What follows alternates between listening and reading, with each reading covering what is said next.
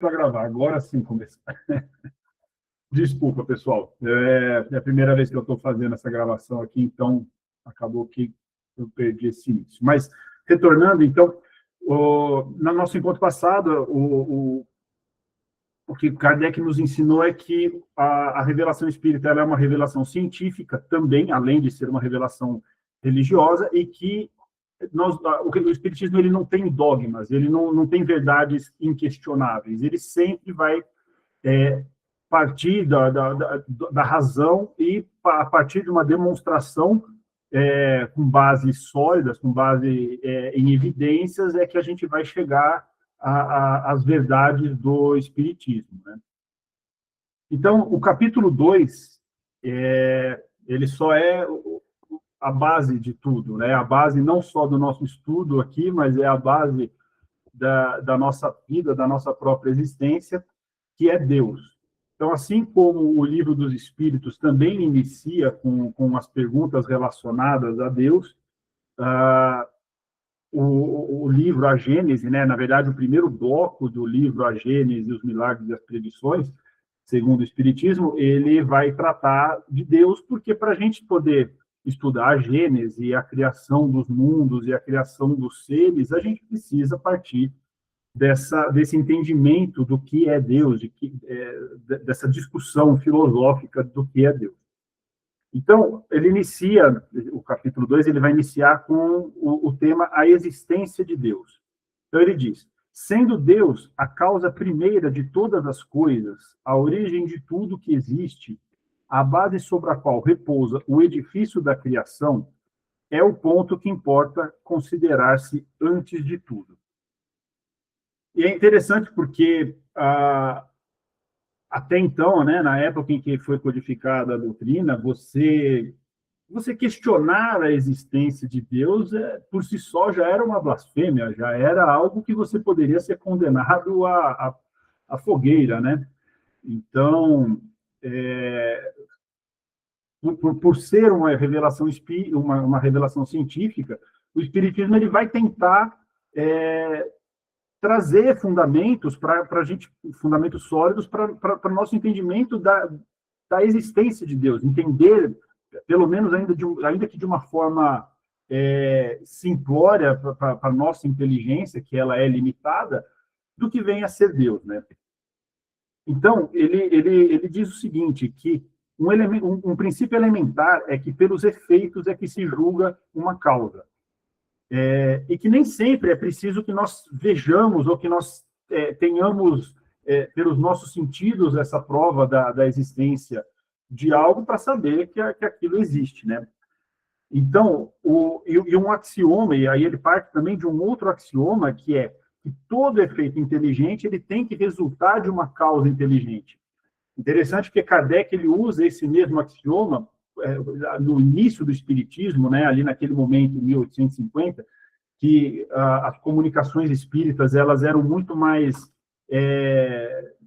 advindas de uma curiosidade, então existiam as mesas girantes, existiam clubes ali em Paris de mesas girantes, em que se faziam essas comunicações, mas não se entendia muito bem o que era. Kardec passou a entender que aquelas comunicações elas tinham uma inteligência, então que a comunicação pelas mesas girantes elas vinham com uma inteligência. Então, bom, se o efeito é inteligente, então existe uma causa inteligente. E foi daí que se entendeu que, na verdade, a causa inteligente eram os espíritos. Então, a base do espiritismo também vem desse mesmo axioma, de que, para existir um efeito inteligente, você tem que ter uma causa inteligente. E aí, Kardec vai fazer uma dedução lógica, que é o seguinte, se nós olharmos para o mundo, a gente não precisa partir do pressuposto de que Deus existe. Nós existimos e nós temos a prova, nós temos a consciência da nossa própria existência. Então, nós existimos. Penso, logo existo e tal. Então, isso é um exercício filosófico, propriamente dito. Se nós olharmos para o mundo, olharmos à nossa volta, nós vamos encontrar uma inteligência que ela é além da inteligência do próprio ser humano. Então, quando nós olhamos os planetas, a forma como o universo é regido pelas as leis da gravitação, quando nós observamos como é o nosso planeta todo o funcionamento do ecossistema, todo o equilíbrio que existe entre os seres animais, os seres vegetais, o reino mineral e o próprio ser humano. Quando nós observamos para nós mesmos, para a complexidade que é o nosso próprio corpo, o nosso corpo é uma máquina perfeita, uma máquina que o ser humano jamais conseguiria reproduzir com tamanha perfeição. Então, se existe toda esse mecanismo complexo no universo, então é evidente de que existe algo que criou isso. Eu lembro uma vez, foi até na nossa casa, há muitos anos atrás, uma palestra do Manuel, e o Manuel, ele contando de alguém que tinha feito também uma palestra, que tinha marcado ele, e ele contando também, me marcou muito, sempre, de alguma forma eu recordo disso. Ele falava o seguinte: se a gente pegar um bloco de um caderno, que seja um caderno branco, ou um bloco de folha A4, esses blocos que a gente compra para impressora e tal, se a gente colocar dinamite em volta desse bloco, e nós explodirmos essa dinamite, a gente pode esperar que dessa explosão vai sair um livro encadernado, um livro escrito e com um conteúdo profundo, um livro de um grande escritor, digno de um grande escritor? É razoável a gente pensar que, do nada, de uma explosão, simplesmente de um efeito totalmente material, poderia sair algo com uma inteligência, algo que denota uma inteligência? Não é. Então, muitas vezes a gente escuta de pessoas que se dizem ateu, porque é muito difícil, a gente fala, o ateu, mas não existe realmente uma pessoa ateu. Existe uma pessoa que não encontrou algo para suprir aquele buraco dentro dela, mas a pessoa que realmente não acredita em nada é muito difícil. Mas aqueles que se dizem ateus, às vezes eles falam o seguinte: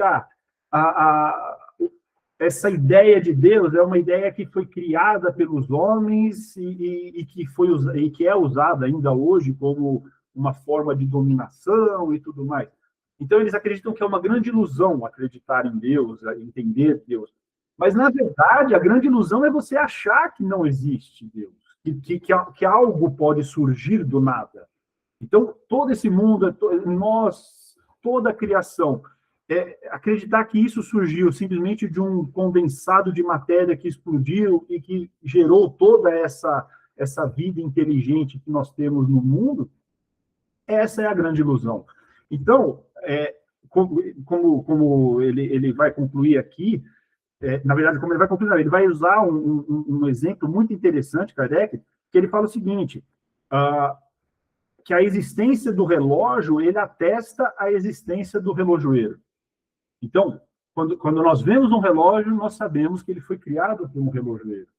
E que a engenhosidade, toda aquela máquina complexa que existe dentro de um relógio, ele atesta a inteligência e o saber do fabricante. É por esse mesmo princípio que a gente, observando o mundo como ele funciona, a gente tem a evidência de que Deus existe. Então, como ele conclui aqui no item 6, Deus, ele não se mostra, porque nós não temos olhos para ver Deus, mas ele se revela pelas suas obras. Então, a partir da existência de Deus, ele vai ser um fato comprovado não só pela revelação, mas pela evidência material dos fatos. Então, é algo que a gente tem que, quando, de alguma forma, a gente titubeia, será que é assim? Será que Deus realmente... Será que a criação foi feita da forma como a imagina por uma inteligência superior? É evidente. Então, a gente tem que ter isso daí muito firme na nossa mente, porque as coisas não são criadas por si mesmas. Um segundo, que acho que tem mais uma pessoa aqui.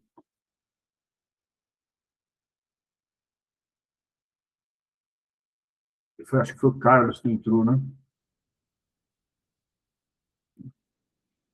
Enfim. Então, partindo desse pressuposto de que é pelas obras, pela criação é que nós vamos ter as evidências da existência de Deus, a gente passa ao segundo ponto. É possível a nós compreendermos, entendermos a natureza íntima de Deus, eu vou até me remeter aqui ao Livro dos Espíritos. A pergunta 10 do Livro dos Espíritos diz o seguinte, a pergunta é: pode o homem compreender a natureza íntima de Deus? E a resposta é: não, falta-lhe para tanto um sentido. Então, para quem procura o Espiritismo pensando, eu vou enxergar, eu vou compreender com toda a certeza, com todo o meu entendimento Deus, a gente já tem aqui logo no início, né, do Livro dos Espíritos o indicativo de que não. Por quê? Porque nos falta o sentido. Enquanto seres encarnados, enquanto seres em evolução, enquanto seres imperfeitos, nós não vamos ter essa compreensão. E isso a gente só vai adquirir com a depuração do nosso espírito, né? Com a nossa evolução.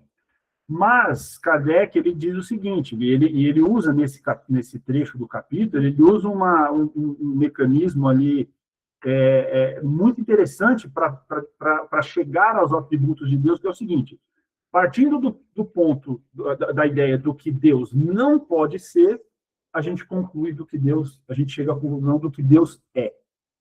Então, ele começa a trabalhar, a partir dessa dedução, vários dos atributos de Deus, e que a gente vai tentar trabalhar agora. Então, o primeiro deles, no item 9, é: Deus é a suprema e a soberana inteligência. Então, ele diz o seguinte: a inteligência do homem ela é limitada. Isso a gente tem observando a nossa própria condição de espírito. Nós não sabemos tudo, nosso conhecimento ele é muito limitado. A de Deus, como ele abrange o infinito, ela tem que ser infinita. É interessante de pensar que o conceito de infinito, para o ser humano, é muito difícil. Para a gente pensar em algo que sempre existiu e algo que vai continuar sempre existindo, foge um pouco, a nossa razão não consegue chegar. Então, o próprio conceito de infinito ele já é muito difícil para nós compreendermos algo que sempre existiu. A gente sempre pensa, não, tudo tem que ter um ponto de partida. Não, é tudo menos Deus. E nós vamos chegar nesse ponto. Mas Deus é a inteligência suprema e a soberana inteligência. Então, a inteligência de Deus, ela tem que ser infinita. Se nós supormos que existe algum ponto em que a inteligência de Deus não consegue chegar, algum ponto em que seria além da capacidade de Deus, então a gente vai ter um pressuposto de que outro ser poderia ter essa inteligência. Então, Deus, que estaria limitado ali, já não seria Deus. Esse outro ser cuja inteligência chegasse mais longe, ele é que seria Deus. Ele é que teria a inteligência infinita.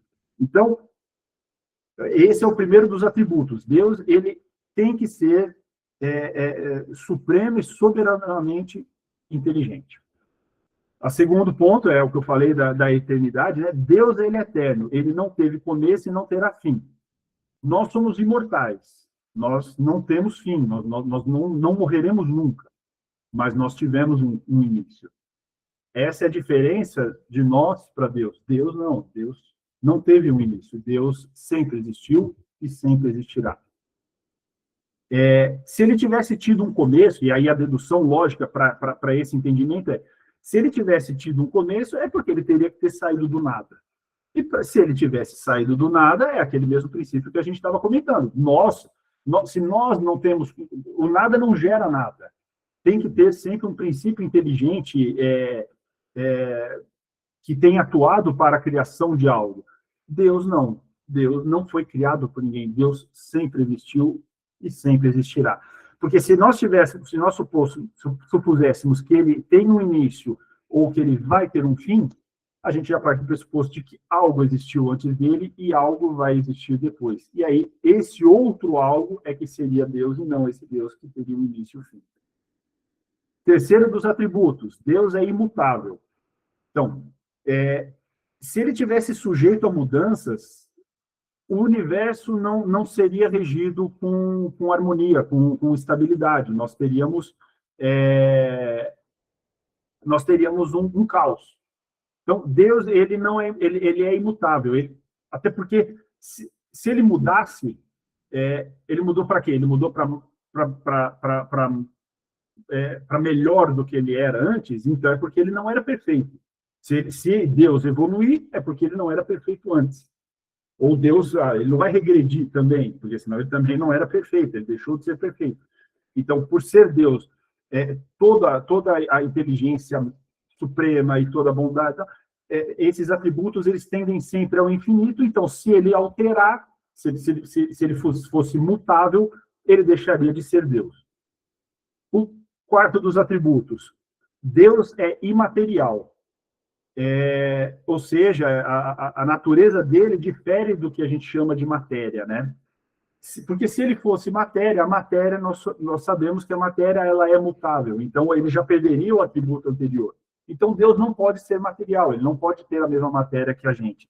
E aí, nesse ponto, até é feito um parênteses interessante aqui, que ele diz o seguinte, que são ridículas, né? As imagens que a gente faz, que a gente vê em quadros, principalmente quadros mais antigos de Deus, como aquele homem velho, barbudo e tal. Porque o que ele diz? Ele fala que isso é um inconveniente porque é o ser humano querendo rebaixar Deus à qualidade humana. Então, a gente sempre tende a reproduzir Deus como se fosse parecido com um senhor sábio e tudo mais, mas isso, na verdade, é orgulho do próprio ser humano de querer trazer Deus para a condição dele para que nós nos aproximemos de Deus. Mas não, Deus não tem uma forma, ele pode até se fazer ver dessa forma para aqueles que têm o privilégio e a grandeza de poder vê-lo, mas ele não tem matéria, ele não tem a forma que nós conhecemos, né? Deus é onipotente, que significa que ele tem um poder absoluto e ilimitado. Bom, se ele não tivesse um poder supremo, nós poderíamos entender que existiria algum ser que poderia ter um poder acima do de Deus. E aí esse ser é que seria Deus. Então, Deus tem que ser o poder supremo, ele tem que ter um poder absoluto. Outro atributo que é colocado, Deus é soberanamente justo e bom. Então, o fato da gente afirmar que ele, para ele ser soberanamente justo e bom, ele não poderia ter uma qualidade contrária, que seria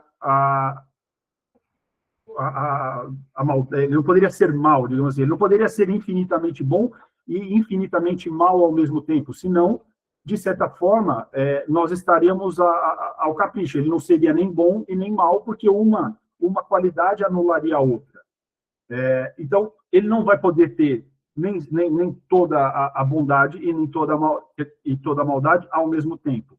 Quando nós observamos o mundo como ele é, a forma como as coisas são organizadas, a nossa própria existência, a nossa própria vida, nós podemos já partir do pressuposto de que ele não é infinitamente mau, senão sequer nós existiríamos. Então, só nos sobra uma alternativa de que atribuir a ele a característica de ser soberanamente justo e bom.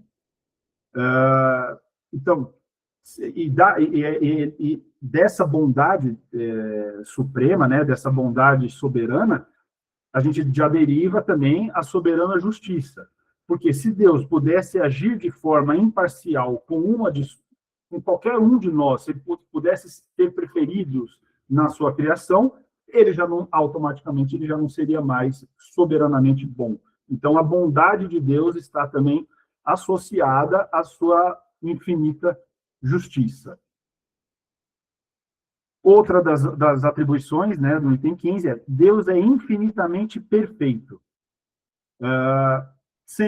Então, ele assim ele deduz, sendo infinitos os atributos de Deus, não são suscetíveis nem de aumento e nem de diminuição, visto que, do contrário, não seriam infinitos e Deus não seria perfeito. Então, Deus ele não melhora, Deus não evolui. Nós evoluímos, nós somos seres imperfeitos em evolução. Deus não. Deus ele já é perfeito desde sempre. Ele existe desde sempre e de forma perfeita. Por isso que ele também é imutável. Deus é único, no item 16. Deus é único. Isso é uma consequência também de serem infinitas as suas perfeições. Se existisse um outro Deus,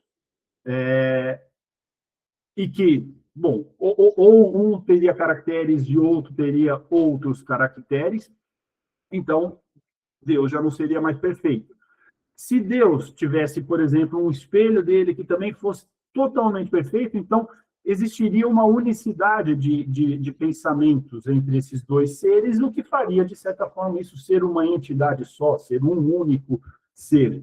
Então, Deus ele tem que ser único, sendo um ser perfeito, sendo um ser eterno, sendo um ser soberanamente justo e bom, ele também vai ter que ser um ser único.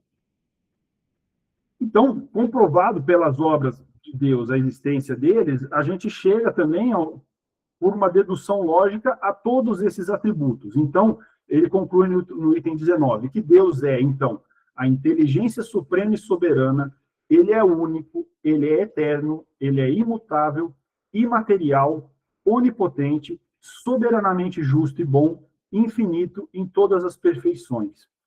Isso também nos remete à questão número 13 do Livro dos Espíritos. É interessante, que Kardec conclui isso aqui, mas aí a gente vem no Livro dos Espíritos e a pergunta é: quando dizemos que Deus é eterno, infinito, imutável, imaterial, único, onipotente, soberanamente justo e bom, não temos uma ideia completa dos seus atributos? Porque antes ele tinha perguntado, a gente consegue ver a Deus, a gente consegue entender a característica de Deus? Ele falou, não, nós não temos esse sentido. E aí ele pergunta sobre todas essas características, a gente tem uma ideia completa dos atributos de Deus? E a resposta dos Espíritos foi, do vosso ponto de vista, sim, porque acreditais abranger tudo, mas ficais sabendo que há coisas acima da inteligência do homem mais inteligente e para as quais a vossa linguagem, limitada às vossas ideias e sensações, não tem como se expressar.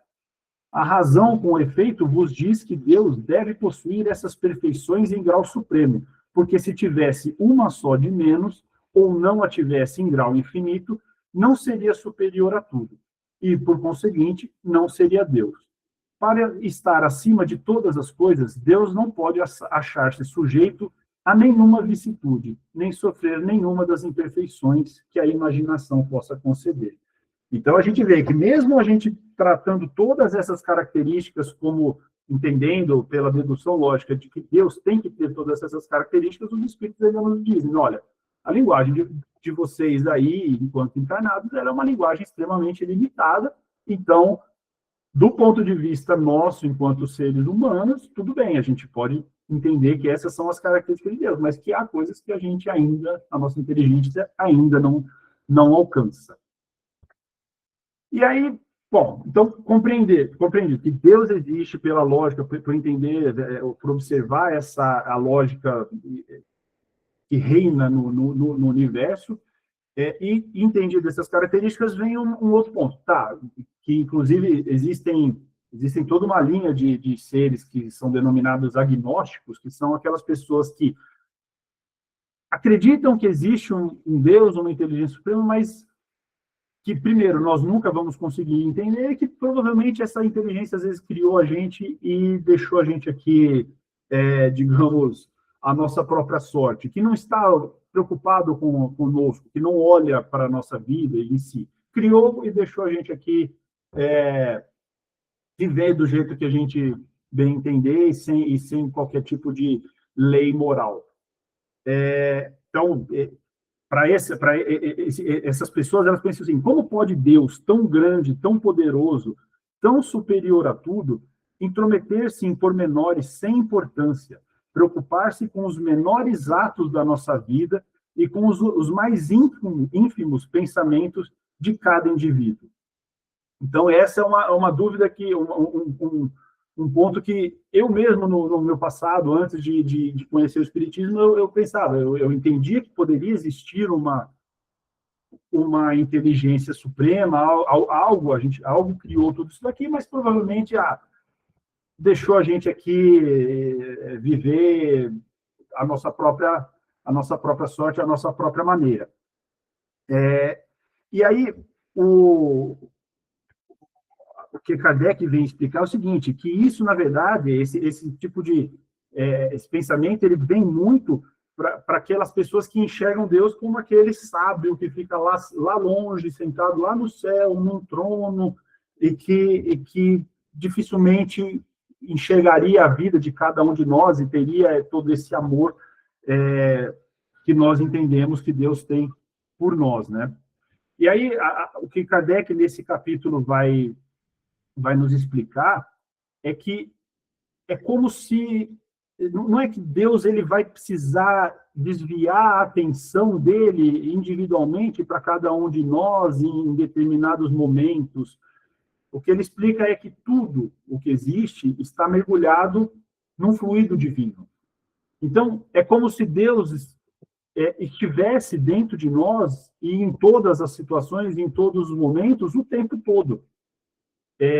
Então, ele faz, para isso, ele traz uma analogia que um espírito trouxe, inclusive, para Kardec, ali, para os compiladores da doutrina. Começa no item 27, que é o seguinte: o homem, ele é um pequeno mundo, que tem como diretor o espírito e como princípio o corpo dirigido. Então, ele traz, ele nos equipara, é lógico que isso daí é só uma questão de analogia, mas ele diz, bom, pense que nós, o nosso corpo, é como se fosse um mundo, e o nosso espírito é como se fosse o Deus do nosso corpo. Então, nós temos vários órgãos, nós temos as mãos, nós temos o pulmão, nós temos os olhos, nós temos as pernas, nós temos os nossos órgãos. Esses órgãos, o tempo todo, estão emitindo sensações para o nosso espírito sente essas sensações o tempo inteiro e comanda, de alguma forma, e coordena, de alguma forma, toda esse mecanismo, né? Então, ele diz que ocorre mais ou menos um fenômeno semelhante entre Deus e a criação, entre Deus e nós. Então, Deus ele está em toda parte, então é como se nós fôssemos uma parte de Deus, porque nós somos criação dele, então é como se nós estivéssemos ligados a ele por um fluido. Então, o tempo inteiro, Deus está, de fato, acompanhando a nossa jornada evolutiva, né? Então, não existe aquele momento em que Deus, de alguma forma, ele está distraído com outra coisa, então eu posso fazer alguma coisa aqui que eu sei que é contrária à lei de Deus, que ele não vai dar importância porque ele está preocupado com coisas muito maiores. Não. Deus está o tempo todo ao nosso lado, o tempo todo ele conhece o nosso pensamento, assim como espíritos de ordem mais elevada também conhecem, Deus conhece o de todos nós, sabe o que passa no nosso íntimo e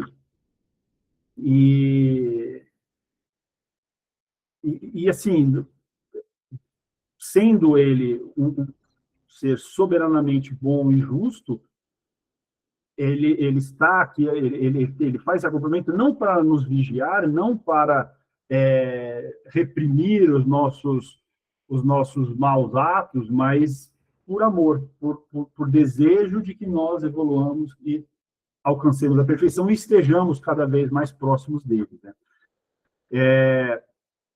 Então, mas ainda assim, o Kardec, no final, no item 30, ele diz o seguinte, que esse problema, essa questão da providência, a gente consegue ter essa noção por uma aproximação, mas o conhecimento exatamente de como funciona esse mecanismo e como que Deus, de fato, conhece e sabe todos os pormenores da nossa vida, isso é algo que a gente não consegue, não vai ser permitido que nós, nessa existência, consigamos alcançar. Bom, o terceiro ponto que é abordado nesse capítulo é com relação à visão de Deus. Então, se Deus está em toda parte, se por que nós não vemos ele, né? Então, até aquela questão do São Tomé, né? A gente tende a não acreditar naquilo que a gente não vê. E o que é explicado e que é muito racional bom, tem um monte de coisa que está aqui no mundo material e que a gente também não vê, os nossos olhos, os nossos sentidos não percebem. Então, nós estamos aqui respirando o ar, mas ninguém está enxergando o ar que está respirando. Mas o ar existe. A gente consegue, inclusive, a comprovação física, química da existência do ar, mas ele não existe. Então, ele nos explica que os nossos órgãos materiais, eles não podem perceber as coisas da essência espiritual. Então, um dia nós vamos conseguir ver a Deus? Sim, um dia nós ver a Deus, mas não é essa visão que a gente imagina que nós vamos olhar com os nossos olhos. Não, é muito mais uma questão de sentimento. Nós vamos sentir a Deus, nós vamos nos alinhar ao pensamento de Deus e nisso nossa mente vai se expandir a ponto de compreender a Ele. Mas nunca não, né? Na verdade, já pode ter acontecido com alguns seres que tenham encarnado, mas não é com aqueles que, eu vi a Deus. Pode ter visto um espírito de uma ordem mais elevada, ou pode ter, de fato, visto a Deus. Isso daí compete a Deus. Se Deus quisesse fazer materializado na frente do ser, ele vai poder. Mas não, essa visão ela não vai acontecer com os olhos da carne, porque o nosso olho da carne ele é um olho que vai enxergar a matéria e não a essência espiritual. Bom, dito isso, então, a gente encerra aqui esse capítulo 2. Queria perguntar se alguém tem alguma observação que eu tenha deixado passar. A verdade é a seguinte, se a gente fosse pegar, nós poderíamos pegar um item de cada capítulo aqui e fazer um estudo de um ano, né? A obra espírita, ela é tão profunda e tão complexa que nós poderíamos, assim, ficar horas e horas discutindo uma frase de Kardec, uma frase dos espíritos, né? Então, às vezes, a gente acaba tendo que acelerar um pouco para tentar entender o contexto todo da obra, mas alguns pormenores sempre acabam passando. Então, se tiver alguém com alguma consideração, fique à vontade aí, tá?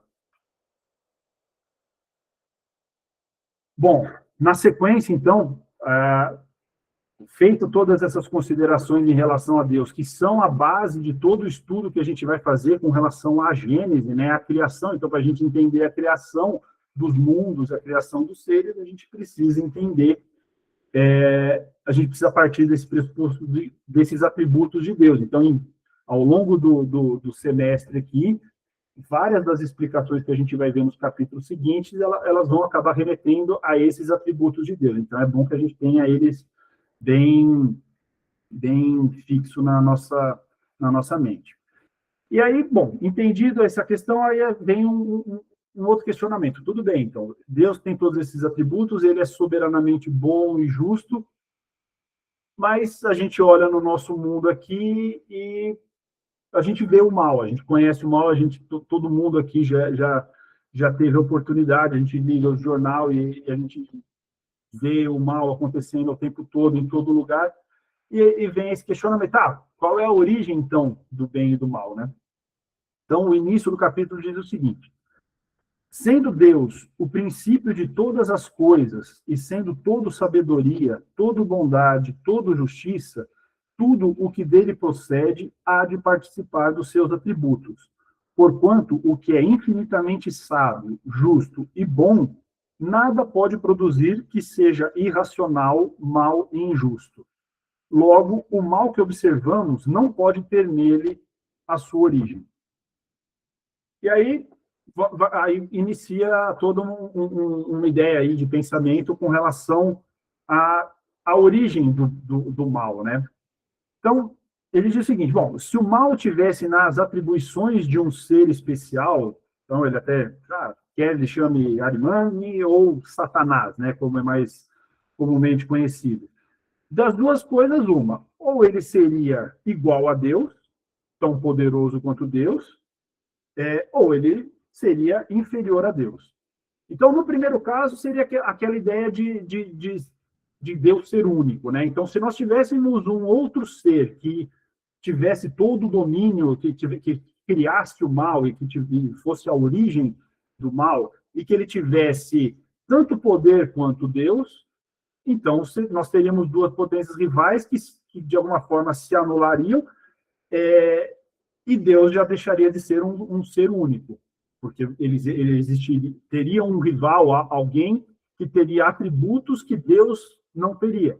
Deus deixaria de ser perfeito. Então, por esse pensamento, partindo daqueles atributos de Deus, a gente já consegue eliminar de cara a possibilidade de ser do mal advir de um ser tão poderoso quanto Deus. Bom, no segundo caso, ele seria inferior a Deus. Então, ele estaria subordinado a Deus. Se fosse essa a ideia, então ele teria tido um começo. Se ele foi criado, então ele só poderia ter sido criado por Deus. Ou seja, Deus teria que ter criado um espírito do mal, um espírito que iria coordenar, que iria, de alguma forma, cuidar do mal, né, no mundo. Só que aí isso daí também iria entrar em conflito com a bondade infinita de Deus. Deus sendo soberanamente bom, não poderia criar um ser soberanamente mal. Então, desse ponto, a gente já entende que o mal não é um atributo de um ser específico que cria o mal e que vai e vem e nos corrompe e que nos faz tomar más decisões, digamos assim. Mas o mal existe, porque nós observamos ele tem que ter uma causa. Então, aí Kardec ele vai separar em duas causas, né, dos maus. Os males que o homem pode evitar e os que independem da sua vontade. Então, primeiro ele vai trabalhar com relação a esses males que o homem ele poderia evitar, né? Então, ele diz o seguinte: o homem cujas faculdades são limitadas não pode penetrar nem abranger o conjunto dos desígnios do Criador. Julga as coisas do ponto de vista da sua personalidade, dos interesses artificiais e convencionais que criou para si mesmo e que não se compreendem na ordem da natureza. É por isso que muitas vezes se lhe afigura mal e injusto aquilo que consideraria justo e admirável se lhe conhecessem a causa, o objetivo e o resultado definitivo. Então, desses males que a gente não pode evitar, vamos pensar uma catástrofe, um desastre natural.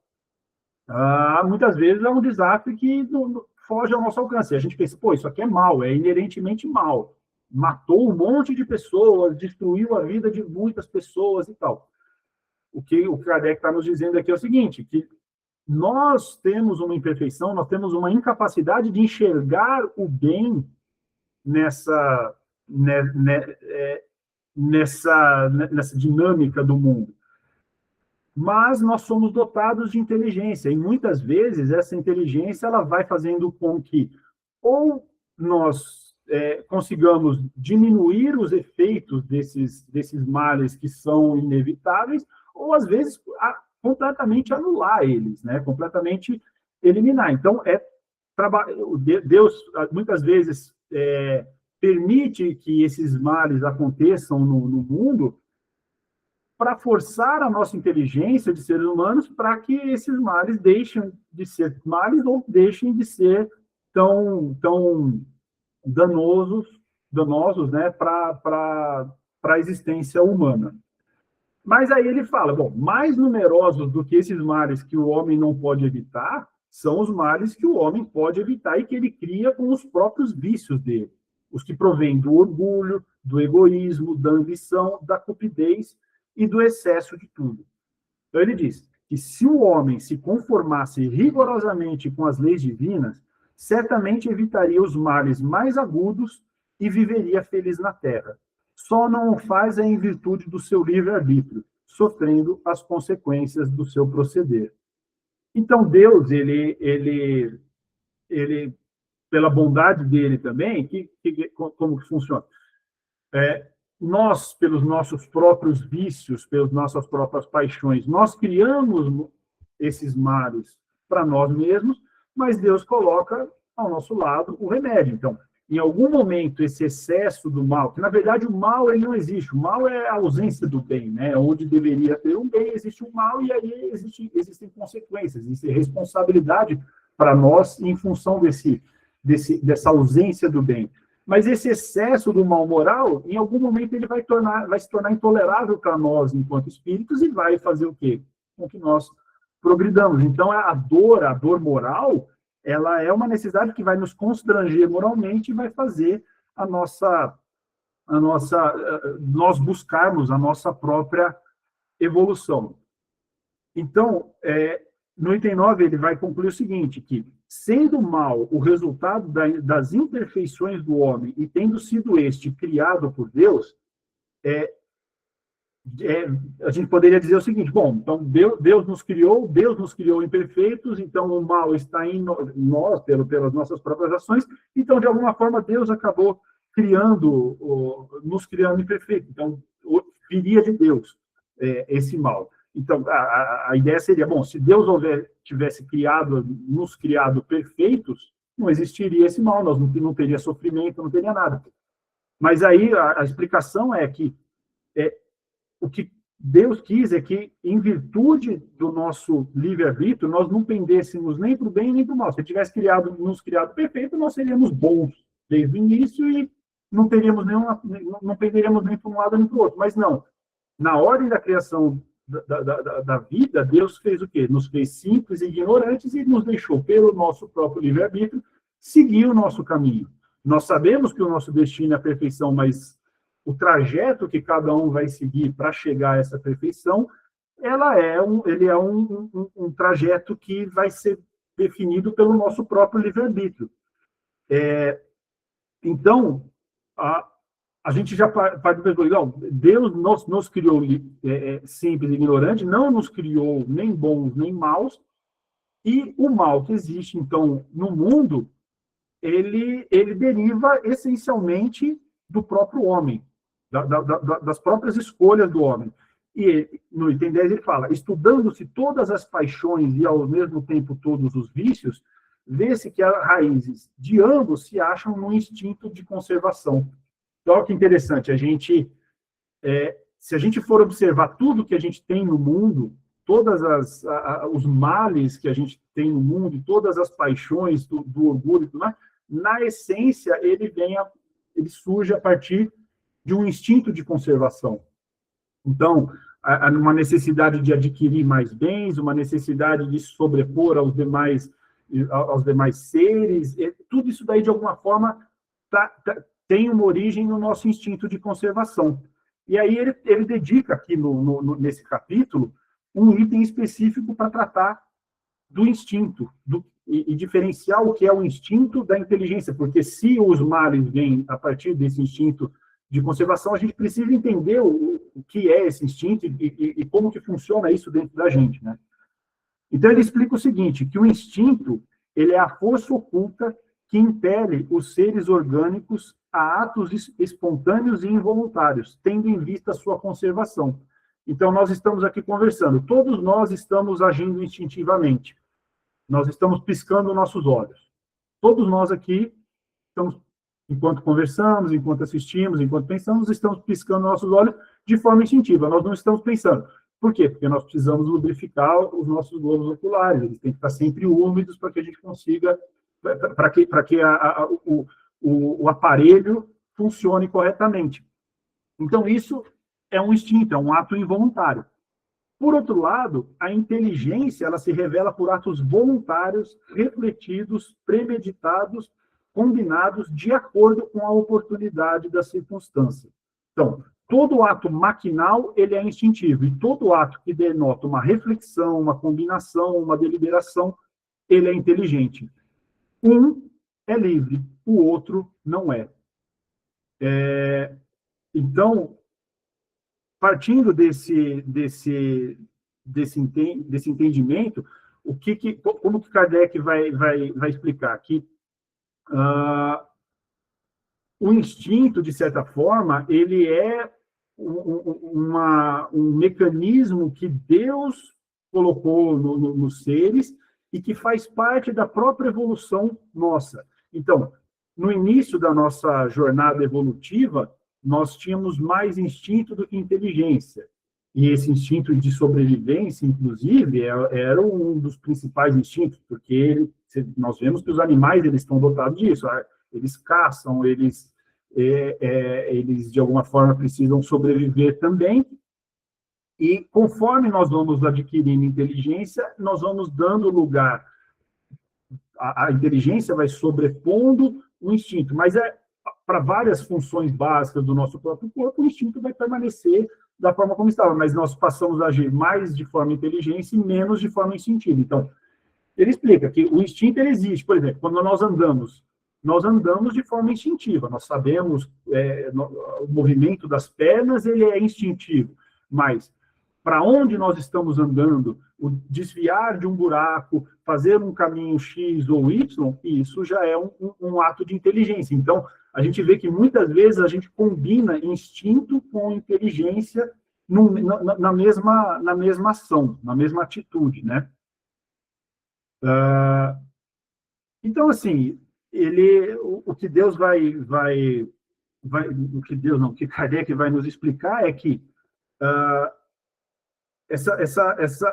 a produção desses resultados, essa dinâmica, ela não está originada nos seres, né? Não é algo que nós escolhemos, o instinto, ou quando usar um instinto e quando usar a inteligência, essa sobreposição, isso faz parte do próprio mecanismo da nossa existência, do mecanismo da lei de progresso. Então, isso foi colocado em nós por Deus. E aí ele mostra, por exemplo, ele explica, por exemplo, a questão do instinto maternal. Ele fala o seguinte: o instinto maternal, que é o mais nobre de todos, que o materialismo rebaixa ao nível das forças atrativas da matéria, ele fica realçado e enobrecido com esse entendimento, porque, em razão das consequências, ele não deveria ser entregue às eventualidades caprichosas da inteligência e do livre-arbítrio. Por intermédio da mãe, o próprio Deus vela pelas suas criaturas que nascem. Então, Deus dotou as mulheres com esse instinto materno, para quê? Para que toda a criação pudesse existir. Se as mulheres não tivessem nascido com esse instinto materno, a humanidade não seria o que é hoje. Então, foi um instinto que Deus entendeu necessário que fosse colocado nos seres humanos para que o mecanismo, a evolução da humanidade pudesse ocorrer. Então, é um instinto que não vai deixar de estar em nós. Um dia, talvez, ele possa ser muito mais dotado da inteligência do que do instinto, porque nós, todos os seres, nós vamos evoluir, mas o instinto, hoje, ele é necessário ainda. Então, é mais ou menos o entendimento que Kardec traz com relação ao instinto. E aí, por fim, tudo bem. Então, a gente observando o mundo, o que a gente vê na essência, é uma tremenda de uma carnificina, né? São seres que se alimentam a partir do próprio instinto de sobrevivência, que se alimentam uns dos outros, e aí há um certo questionamento se essa destruição não seria contrária à própria lei de Deus, né? Por que Deus criou a gente com a necessidade de mutuamente a gente se destruir e nos alimentarmos uns à custa dos outros, né? E aí no item 21, Deus coloca o seguinte, que a verdadeira vida, tanto do animal quanto do homem, não está no envoltório corpóreo, do mesmo modo que não está no vestuário. Está no princípio inteligente que pré-existe e sobrevive ao corpo. Ou seja, a verdadeira vida nossa, ela está no espírito e não na carne. Então, e aí ele diz que por meio do espetáculo incessante da destruição, Deus ensina aos homens o pouco caso que devem fazer do envoltório material. E lhe suscita a ideia da vida espiritual, fazendo que a desejem como uma compensação. Então, como Deus ele há de ser infinitamente bom e justo, a gente tem que entender que essa dinâmica, esse mecanismo de sobrevivência que nós temos aqui no mundo, desde lá da Gênesis, desde a formação do globo, e ainda presente aqui, Deus criou dessa forma para que, de alguma forma, em termos de matéria, a gente possa suceder uns aos outros. Então, por exemplo, as células que estão aqui na minha mão, nesse momento, elas já estiveram em outros corpos desde o início da criação. E ela não me pertence. E o dia que eu desencarnar, no momento em que eu desencarnar, ela vai retornar para a matéria e vai formar outros corpos. Então, isso daqui é só um corpo. O meu espírito vai sobreviver. Então, a gente não tem que se preocupar tanto com essa... parece, esse negócio de nascer e morrer é muito cruel. Não, a gente não pode, a gente não tem que dar importância para isso. Mas, e aí, ele explica o segundo ponto. Então, há considerações morais de ordem mais elevada e que é necessária a luta para o desenvolvimento do espírito. Então, na luta, nós exercitamos as nossas faculdades. Então, aquele que busca o alimento e o que se defende para conservar a vida, eles usam da habilidade da inteligência e aumentando, então, as forças intelectuais. Então, em nós mesmos, em nós seres humanos, a gente já, de certa forma, saiu um pouco dessa luta totalmente animal. Hoje, por exemplo, nós temos meio que pavor a sangue. A gente não consegue nem imaginar a gente indo para uma floresta, caçando, sabe, abrindo o animal. Nós já tivemos nessa fase. Hoje, de certa forma, a gente já usa muito mais da nossa inteligência e menos do nosso instinto. Então, o instinto de sobrevivência, ele ainda existe, ele é ainda a causa de muitos dos nossos males, mas ele já é um instinto mais enfraquecido no ser humano, porque nós já somos seres que estamos num estágio mais evoluídos do que os animais. Então, essa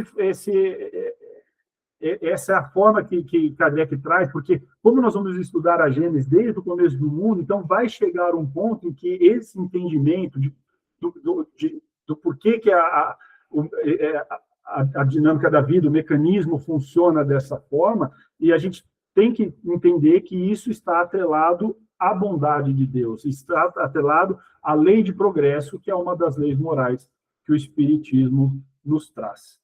Então, esses são os pontos dos dois capítulos que a gente propôs para a discussão de hoje. Eu deixo aberto aí algum questionamento, algum ponto, se vocês tiverem, eu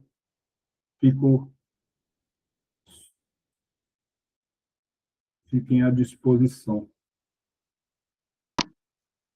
Eu gostaria de fazer um comentário. Hoje, esse capítulo, falando de Deus e de tudo que foi falado hoje, né, trouxe, assim, enfatiza muito a base do Espiritismo, em relação a toda a base do Espiritismo, é Deus, Jesus. Voltando ao capítulo passado, foi falado uma coisa que para mim, assim, foi um divisor no meu entendimento, porque eu entendia, mas não tinha enfatizado muito. Aquilo, Espiritismo sendo a terceira revelação, foi tudo muito bem explicado, porque esse capítulo é difícil, o primeiro, caráter, né? E eu achei, assim, um divisor no meu entendimento. Houve a primeira revelação, foi tido aquele entendimento e a forma de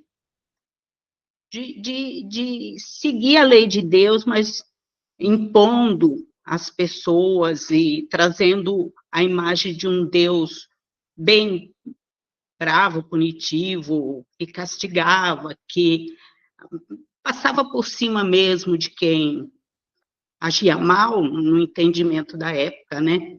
Muitas vezes injusto. Aí Jesus trazendo a ideia, mostrando assim, não vim destruir a lei, vim dar cumprimento, entendimento, e trazendo para a gente a imagem e a verdade, assim, de um pai que de perfeição, justiça, bondade, amor, né? Trazendo esse Deus que o Espiritismo traz para a gente também, mostrando isso, como foi dito. Então, eu achei muito bonito, foi falado, o Espiritismo não veio nem destruir também a lei de Deus, que ela é suprema e é dali que vem todo, nem a palavra de Jesus. Isso é a base do Espiritismo. E hoje eu achei isso muito assim, uma definição maravilhosa. E hoje, falando de Deus, é isso. As forças da doutrina, do ensinamento, são de trazer esse Pai, são de trazer esse Pai, onde a gente tem que refletir a nossa consciência.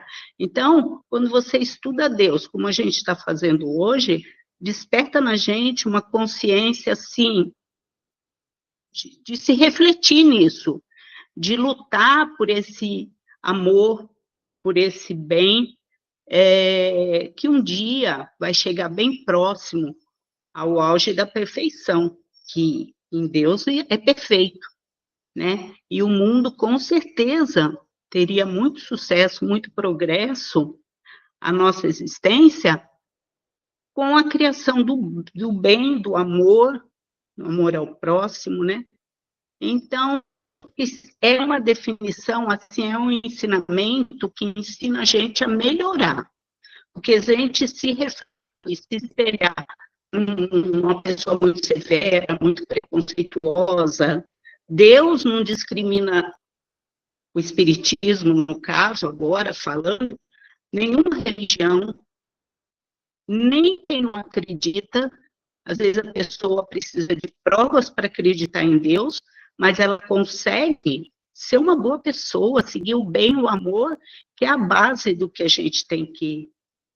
Enfim, eu vou parar por aqui, porque minha luta é para ser breve e conseguir falar rápido tudo o que eu penso, né? Mas eu tinha que falar isso, eu achei muito bonito falar. O Espiritismo é uma revelação que trouxe um mundo espiritual, que sempre houve relatos, desde que o homem existe, existiam as manifestações espirituais. Só que Kardec foi um divisor também, porque isso parou de ser brincadeira, parou de ser os que eram sérios, que tinham essa mediunidade ou coisas boas para falar do espírito, eram, né, corriam risco de morrer. Vera, dá licença um pouquinho. Vera, me dá licença um pouquinho. Estevão, eu tenho que sair, que eu tenho um compromisso, tá bom? Fica tranquilo, Vera. Tranquilo, vai lá. Tá bom. Um bom domingo para todos. Obrigado. Bom domingo, Elizabeth. Sim, Vera. Então, só que o Espiritismo, ele veio trazer ordem. Kardec conseguiu botar respeito, ordem nesse mundo espiritual, né? Porque é uma parte que nunca tinha sido falado, e isso mudou muito de Kardec para cá, né? Mas é isso. Eu gostaria... A gente tem que ter muito respeito ao Kardec, né? Porque ele teve muito... Foi um espírito que veio com uma missão, né? Ele teve que ter muita coragem de fazer o que ele fez, na época que ele fez. Hoje, às vezes, a gente, dependendo do lugar que a gente está, é meio complicado de falar que nós somos espíritas, porque as pessoas já podem interpretar a gente muito, muito mal. E, assim, eu falo, sou espírita, mas eu percebo claramente quando as pessoas não entendem muito bem o que é e já ficam até meio, sabe? E para quem, de fato, debruça e estuda o espiritismo, vai ver que é uma doutrina muito bonita, é uma doutrina muito bela, né?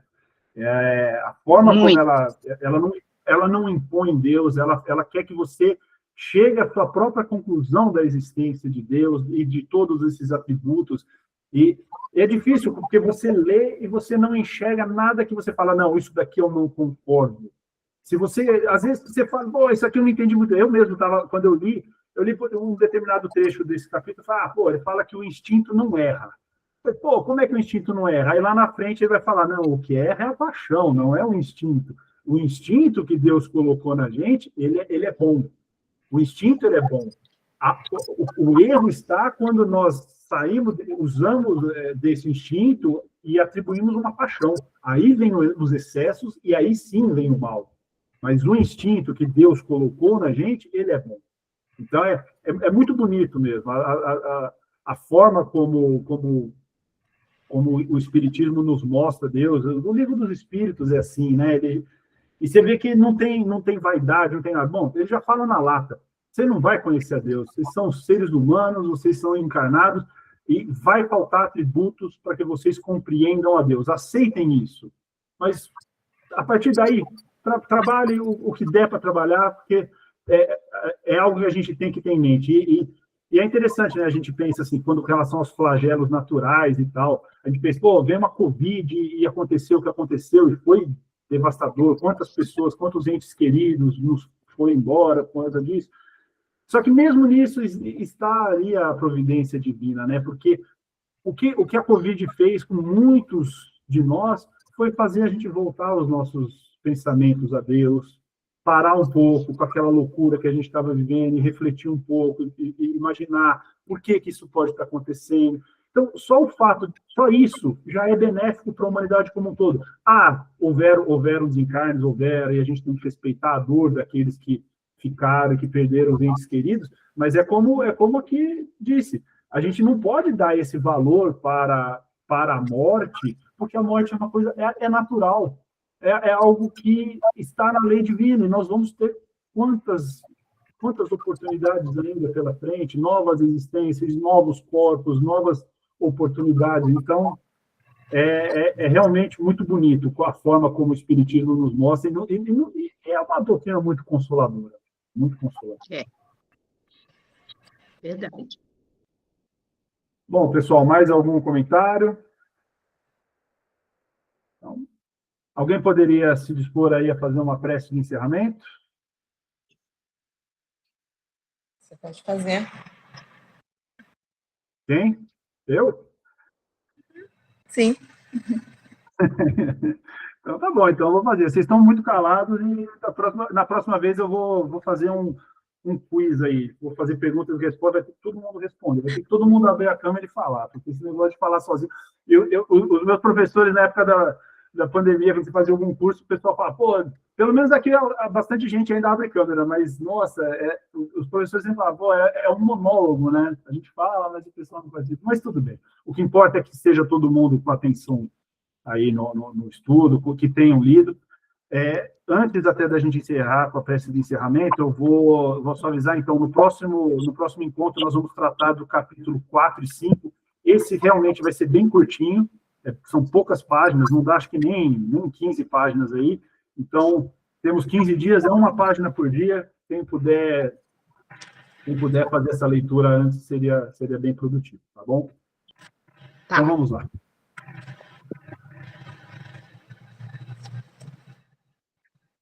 Mestre querido, amigos da espiritualidade superior, agradecemos por essa oportunidade de estudo da doutrina.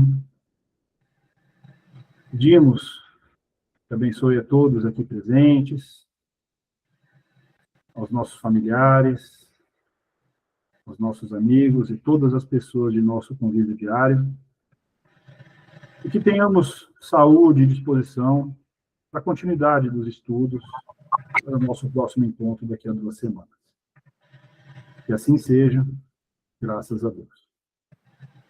Pessoal, um abraço, um ótimo domingo para todos e até o próximo encontro. Um abraço. Obrigada, até a próxima. Tchau. Tchau. Domingo a todos. Tchau, boa prova. Obrigado. Tchau. Tchau.